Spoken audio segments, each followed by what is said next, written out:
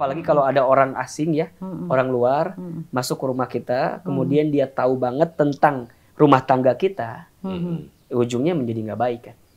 Fas'alu ahli dzikri in kuntum la ta'lamun. Maka bertanyalah kepada seseorang disebut dengan ahli zikri ya. Ahli zikri itu seseorang yang memiliki kapasitas ilmu. Biar aku selalu memujamu, mencintaimu seperti kau mencintaiku. Biar aku selalu mengingatmu. Assalamualaikum warahmatullahi wabarakatuh. Ketemu lagi di Daromius YouTube channel, masih membahas kembali tentang adab atau tuntunan Islam dalam berumah tangga. Karena banyak banget ya Tat, sekarang tuh rumah tangga yang berguguran satu demi satu, nggak ngerti gara-gara efek pandemi gitu ya, di rumah terus lo lagi gitu ya, jadinya ujung-ujungnya bertengkar, dari berantem. Sebelum pandemi juga iya, udah. tapi kalau dari dunia entertainment Beb, banyak loh yang bercerai.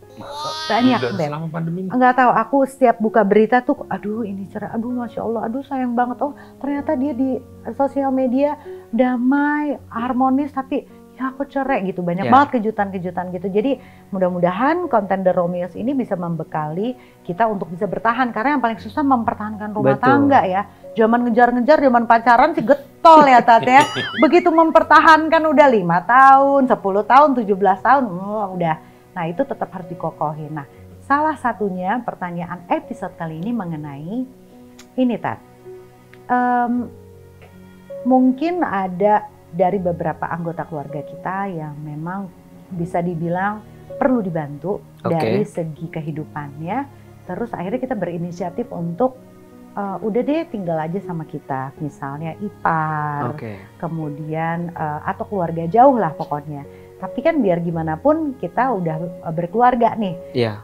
Kalau misalnya belum ada, kalau udah ada anak mungkin masih nggak terlalu gimana-gimana. Tapi kalau mereka hidup berdua terus ada satu orang lagi yang tinggal walaupun masih ada hubungan darah, tapi kan lawan jenis, masih muda gitu misalnya. Nah gimana itu Tat, di mata Islam dengan membantu keluarga tinggal di rumah kita yang memang hitungannya belum tentu mahram kita gitu. Iya. Jadi sebenarnya setiap ya orang luar gitu yang ingin masuk ke rumah kita, terutama orang asing gitu ya. Setidaknya seorang istri itu memiliki 3, bukan istri aja ya, rumah tangga itu setidaknya punya 3 syarat utama lah. 1, dia didampingi oleh mahramnya. Jadi harus ada suaminya. Jadi kalau ada orang asing nih masuk ke rumah kita, kemudian dia boleh masuk dengan syarat memang ada mahramnya. Oh, jadi ada pasangan kita di situ. Oke, misalnya nih ada tamu, gue datang ya ke rumah lo, laki nih. Laki. Datang ya ke rumah lo. Betul. Tar dulu, baby nggak ada nih. Ya, itu bilang dulu. Kalaupun memang mas babynya jauh, kami sih jangan sendiri. Harus misalnya ada pembantu. Iya. Ada siapa gitu yang tidak membuat keadaannya jadi berdua aja. Jadi berdua aja, oke. Atau di tetangga juga jadi fitnah nanti. Ya. Jadi fitnah. Oh, ada yang datang lagi, oke. Nah, terus yang kedua, kita harus membatasi dengan menjaga aurat kita gitu. Iya. Tidak berpenampilan dalam tanda kutip yang jelek gitu ya. Iya. Sehingga mengumbar aurat kita di depan orang asing daripada mahram kita. Nah, yang ketiga dipastikan juga memang kita punya kapasitas rumah yang luas gitu ya. Iya. Ada tempat untuk nampung dia gitu. Iya, iya. Lokasinya pas gitu. Iya. Misalnya ada ruang kamar, ada ruang kamar yang bisa juga dia tinggal di situ. Jadi ada space lah gitu. Iya, iya, iya. Agar tidak agar tidak bercampur banget dengan kita. Jadi privacy tetap terjaga. Karena kalau tidak biasanya sih akan membawa sesuatu yang madorot pasti. Oke. Apalagi kalau ada orang asing ya, orang luar masuk ke rumah kita, kemudian dia tahu banget tentang rumah tangga kita, ujungnya menjadi nggak baik kan. Iya, iya, iya. Makanya nanti dicampurin misalnya gitu ya. Ataupun juga mungkin dia nggak dengar tentang masalah rumah tangga kita. Iya. Kalau dia nggak amanah bisa dia cerita kemana-mana. Benar. Gitu kan. Jadi banyak madorotnya lah pasti. Oke. Nah, kalau misalnya Tat, itu kan dari segi bolehkah kita membantu keluarga untuk tinggal di rumah kita, tapi kalau misalnya hubungan konteksnya ini kan biar gimana juga masih keluarga Tat, gitu kan, masih ada family lah hubungannya. Nah, terus dalam adab pergaulannya gimana Tat? Apakah kita harus membatasi sama seperti kayak pertemanan yang kita bahas episode-episode sebelumnya? Boleh nggak kita misalnya ada masalah keluarga kita cerita, karena ya kan dia satu rumah sama gue, nggak apa-apa kali cerita. Kenapa sih kalau lagi diem-dieman sama suami ada masalah gitu. Nah itu apakah tetap adabnya diberlakukan sama seperti ke teman gitu ya Tat? Atau gimana Tat? Ya sama aja. Kalau udah bicara tentang aib, tentang kekurangan pasangan, sebaiknya tidak diceritakan. Bahkan tadi saya bilang kepada orang tua pun, yang boleh jadi mungkin tempat mengadu kita selama ini gitu ya, ya jangan diceritakan. Jika itu menyangkut aib dan kekurangan pasangan kita. Karena si yang mendengarkan kita akan melihat dari sudut pandang kita yang menceritakan. Dan boleh jadi dia akan menjelek-jelekan pasangan kita kan. Jadinya nggak objektif. Jadi nggak objektif. Karena kita menceritakan dari sisi kita. Apalagi kalau dia nggak tabayun dengan pasangan kita gitu kan. Jadi makin parah, jadi makin keruh. Gitu.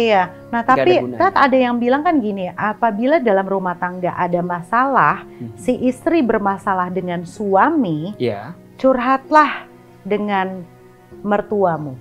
Tapi kalau ada suami bermasalah dengan istrinya, curhat sama mertuanya. Jadi ya silang gitu loh Tat.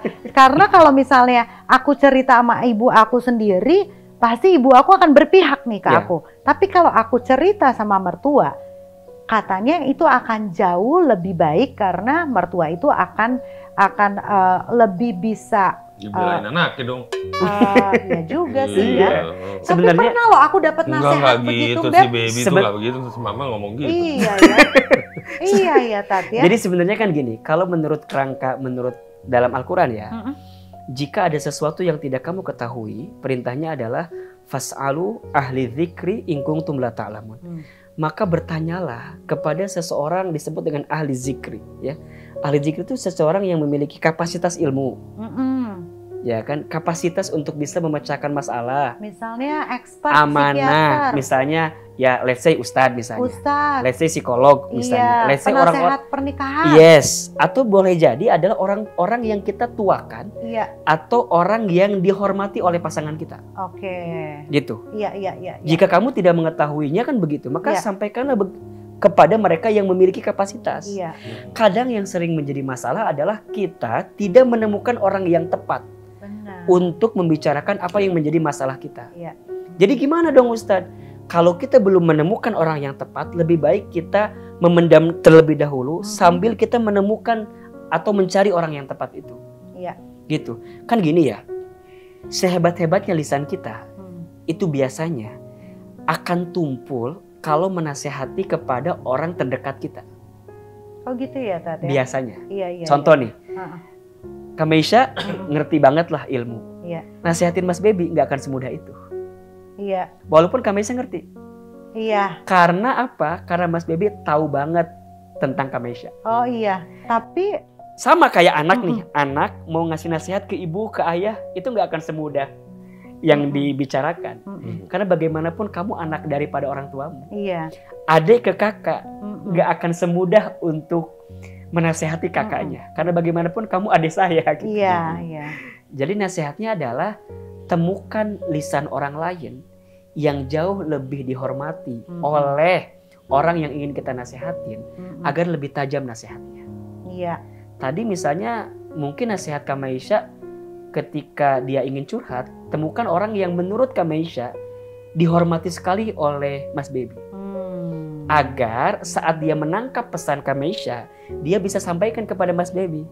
Dan Mas Baby bisa memahami pesannya karena yang ngomong adalah orang yang dihormati oleh Mas Baby. Bener sih, make sense aku. Bener. Kadang-kadang itu mungkin poinnya. Aku bebusa nggak nyampe, tapi begitu orang lain yang ngomong, iya sayang bener juga apa kata kamu.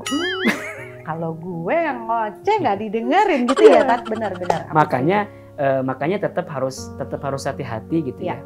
Walaupun misalnya kita bicara sama saudara suami kita, sama saudara istri kita, ya tapi kalau memang dia tidak punya kapasitas, ya akan sia-sia pada ujungnya. Makanya setiap dari kita harus punya seseorang yang mampu mendengarkan kita, yang mampu memberikan solusi kepada kita dari setiap masalah yang kita miliki. Makanya kalau bahasa lainnya tuh harus punya mursyid ya, harus punya murabi. Mursyid itu guru yang bisa mengarahkan, murabi yang bisa ngebimbing. Mungkin kalau bahasa kitanya guru spiritual lah. Guru spiritual. Jadi itu memang perlu orang-orang yang bisa membuat kita semakin paham dengan agama ya, dengan Islam. Karena kalau sudah mentok nih, dua-duanya mentok kan sulit.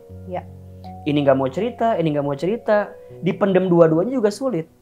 Kalau dia memendam itu malah jadi sakit, itu juga nggak bagus. Makanya dia butuh seseorang yang bisa mendamaikan, yang bisa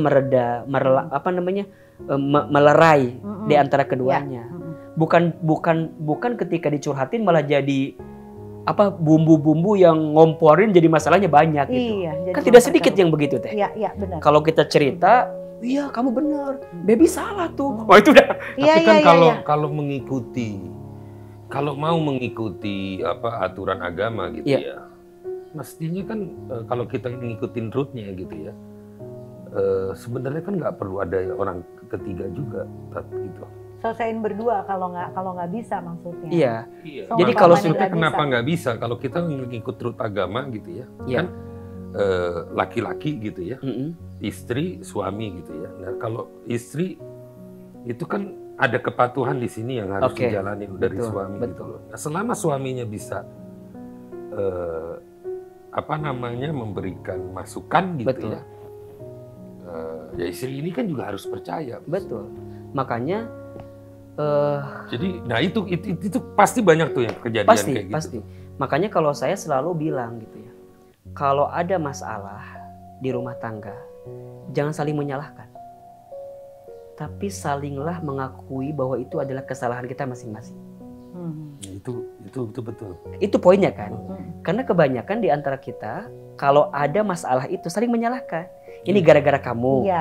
Enggak, ini gara-gara kamu. Bahasa kamu itulah nanti yang akan menambah masalah semakin besar. Cobalah mulai hari ini, kalau sedang ada punya masalah, katakan, ini salah aku. Pasangan kita juga bilang, ini salah aku. Kalau masing-masing mengakui boleh jadi, ini adalah kesalahannya. Walaupun bukan kesalahannya ya, tapi dia ingin mengedepankan rasa berbesar hati. Dengan kalimat itu, boleh jadi disitulah titik pemecahan masalahnya. Karena kalau sudah mentok, dua-duanya kan merasa benar, egois. Aku yang benar, kamu salah. Makanya coba deh mulai hari ini tuh selalu belajar gitu, kalau ada kelebihan dari rumah tangga kita, maka katakan ini wasilahnya gara-gara kamu.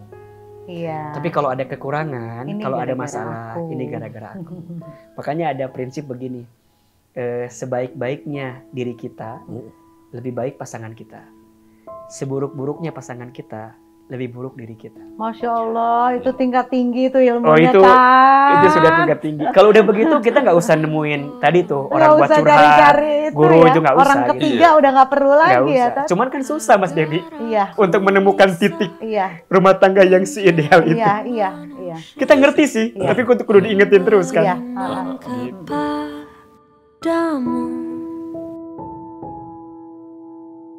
Tuhan bantu hamba-Mu